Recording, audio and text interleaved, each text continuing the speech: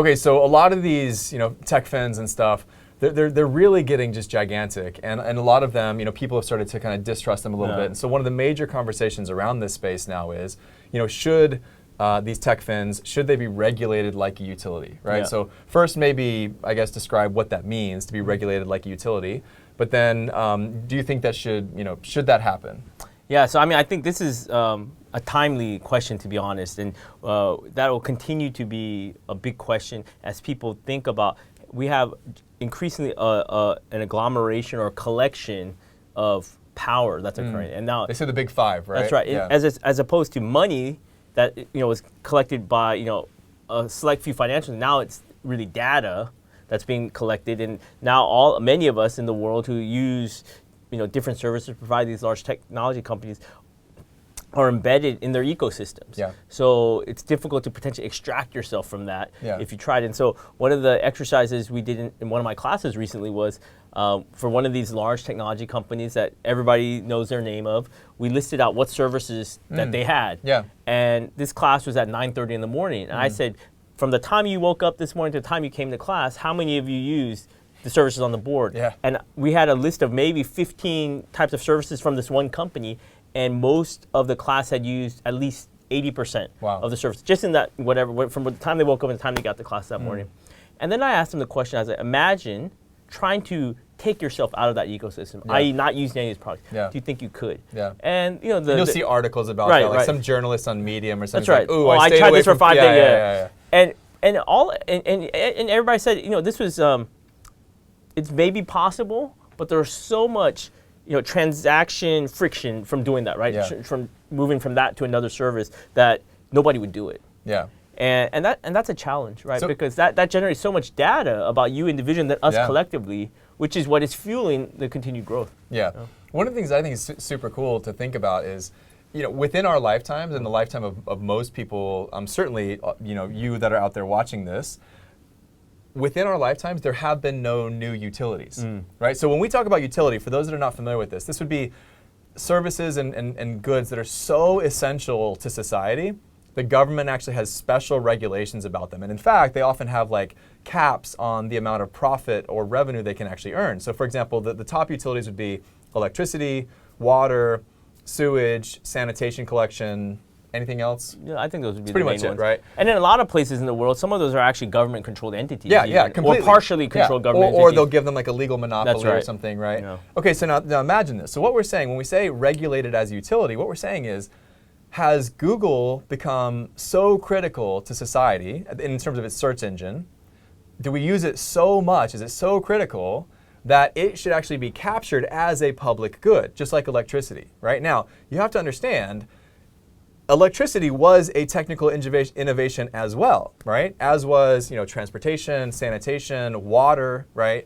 And at some point, the technical innovation of pumping water into your home became a public good and therefore a utility. But it started by innovators. It started by private companies, right?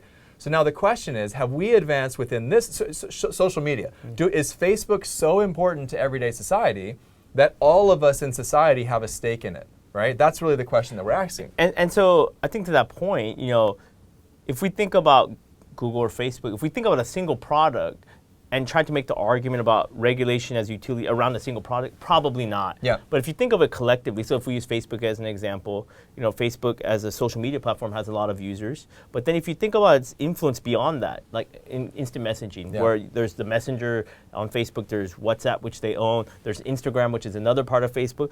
Those are different messaging platforms that that has a far greater reach. And then, one of the things that apparently that Facebook is debating at the moment is if they're going to have their own payment system, right? And so if they were to roll that out across all their users, across all of these platforms, then immediately they would become one of the largest financial players in the world. Immediately. And so then at that point, then, to the question, like, should they be regulated like a utility? Yeah. Should they be regulated like a financial institution? I mean, then it starts raising a lot of interesting questions. Well, and to that point, just very quickly, because again, for those that don't know like the legal or even economic history of these things, you need to understand when we say regulated as a utility, that probably means breaking up these companies, right? So for example, railroad companies, telephone companies, right? Electric utilities. what it means is they're so big, so powerful, and the service they provide is so essential to all of society that the government actually goes in and breaks them apart into different companies so that all of us, there's more competition in the marketplace and all of us have better access to that core service. So in this instance, they could go in and say Messenger is pulled out of Facebook, Instagram is pulled out of Facebook, WhatsApp is pulled out of Facebook, and they cannot have any direct contact with each other as a financial entity. And I would say that, and that's right. If we look at the United States, probably the most recent version of that, that's not ancient history, is probably telephones. Yeah, telephones. They call them the baby bells because they took this massive bell company and they broke them into Southern and had regional bells. Exactly. Yeah, and then they had to compete with each other. Yeah, and so it would be interesting. I mean, right now in the United States. In 2019, in the lead up to the next presidential election, there's a candidate right now saying this, who is already advocating for a breakup yeah. of these based on anti-competition yep. Kind of rationale. It'll be interesting to see if how this develops, because I think that idea is tapping into a more pervasive kind of feeling that increasing people are having yeah. about the ideas of privacy, identity, data, who should have what information, how can I control my identity, all of these really fundamental questions as users of technology that I think people are having. And there's one last thing before we close on this.